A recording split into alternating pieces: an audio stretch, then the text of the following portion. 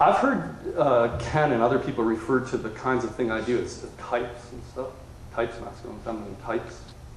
You all know what I'm talking about? I'm assuming you're all fluent in Wilburese, which is the best language I know for this kind of stuff.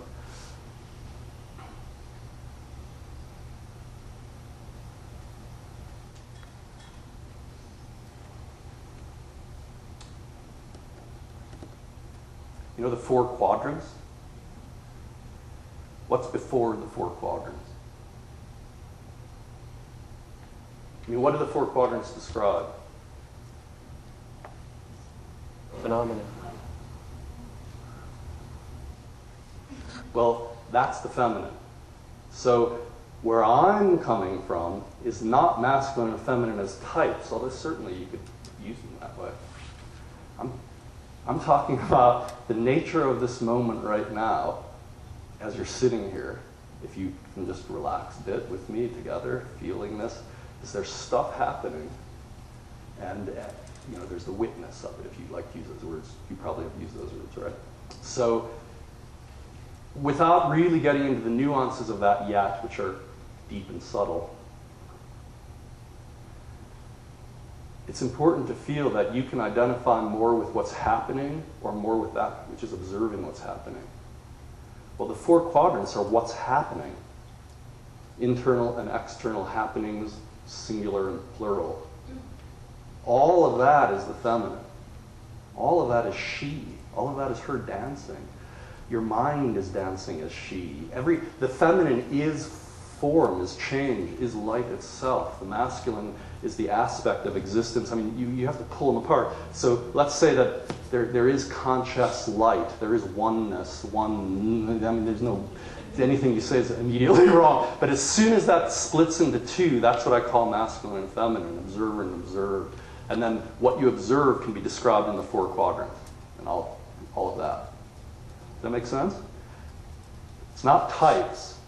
Now, you could go off into what you observe and then look at masculine and feminine types. That's useful too. That's not what I do, but that's an interesting way to apply something. So, masculine and feminine in this moment are you more identified with the witness, which has a feeling of kind of backing up. So you can kind of see it in people. I don't know if you can see me. I'm kind of low here. But people who are identified in the masculine moment, they kind of like go...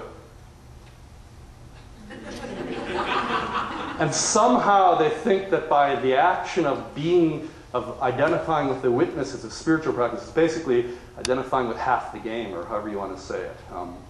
It's the masculine perversion. It's kind of like, yuck. Did you know what I'm saying? So people like Ken and I do. You know, you don't want to model it, you want to study it. You know, keep it in the zoo.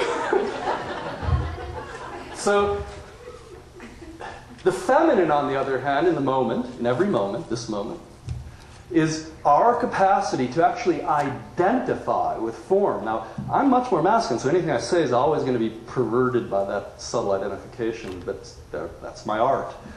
So, to be perverted. So, when you're allowing yourself to identify with the feminine side, that which is moving, then you find, it's not like you go, now I'm in my feminine. Like that. You spontaneously relax as form, as energy. You feel people, you move with those people immediately. You are motion itself. There's no motive to bring that motion to an end. The feminine has no motive toward peace, spaciousness. None! I don't know. I mean, think about it yourself. How many of you, you're with your lover and you want to sit there in silence for 3 days and not look at each other? That's me. Not you. You're identified with the feminine. That's literally what I do. I spend as much time alone. Well, so the feminine as a being. I mean, let's say a human, it doesn't have to be human. You could do this in dream forms, on the subtle level. You could do this with animals. So there's different levels. We'll get to that. But when you identify with the feminine, you are immediately, in that moment, motion itself. You are emotion, internally, and motion externally. So when any human in here, man or woman, relaxes to consent to be formed fully, they are in that moment what I call, and again, this is just art. I could be wrong. I don't care if I'm wrong. It's the flower I'm painting. You know, I mean, if it's inspiring, great. If you want to toss it, great. But when you identify with the feminine, you find yourself alive as light, and you relate to everyone as light. You have no desire to bring something to an end. You're not going towards silence. You know, most spiritual traditions, obviously, that we're aware of, were founded by men. The ones that we have inherited, there are plenty founded by women, but because women don't write things down and try to codify them. Well, the feminine doesn't write things down and try to codify them. They don't get transmitted intact. They're all oral traditions. So you got people like whatever, Buddha, Jesus, 40 days and 40 nights in the desert. Yeah, the feminine idea of a great time. Why would anyone who natively identifies more with the feminine want to do these strange-ass, masculine, witness shit stuff? So, now, again, I speak this way for fun, really, but I do more of the witness kind of practices. I also do a lot of feminine practices, so it's good to do both. It's for everybody. But I wanted you to feel emotionally what you're getting into here, because we're trying to lead up to yogic sex, maybe even spiritual realization in the midst of sex. But to do that, you need to be clear about what sex is. And what sex is the replication through two bodies of conscious light as one, recognizing itself through another as two, masculine, feminine, observer, observed, dancer, beholder. Unless two people are willing to play those roles completely, you don't even start yogic practice. You're doing therapy, which is good. I do therapy on myself and with others all the time.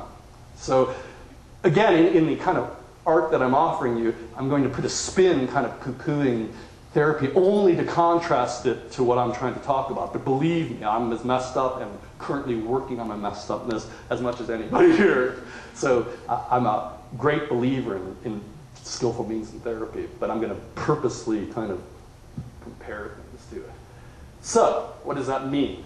Two bodies, two or more bodies, one body, dream bodies, going, there is no other. Hello, light. Yes, it's the dance that is happening right now. This, light dancing. Sound, by light, I mean all energy, capital E, capital L, light energy. Happening, dancing, moving right now, or as this. And there's also a part that has never changed. There's a part of you right now that is continuous with your entire life. When you were 2 years old, that one was there. That one's there right now, even though I referred to it a few seconds ago, and everything else has changed. So the part of you that's the same is what I call the masculine side. So to have yogic sex, you need to be able to play through your body those two forms. Now, you could be two men doing it together, two women, a man and a woman. You could do it with physical objects. You could do it in relationship to the divine altogether. I mean, again, we could get into the refinements of it over time.